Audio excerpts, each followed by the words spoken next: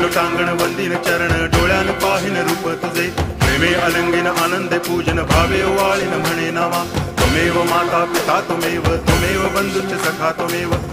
विद्या करुणं त्वमेव सर्वं मम देव कायेन वाचा मनसेन्द्रियैर्वा बुद्ध्यात्मना वा प्रकृति स्वभावात् करोमि यद्यत् सकलं परस्मै नारायणायति समर्पयामि अच्युतं केशवं रामनारायणं कृष्णदामोदरं वासुदेवं हरि गिरिधरं माधवं गोपिकावल्लभं जानकीनायकं रामचन्द्रं भजे हरे राम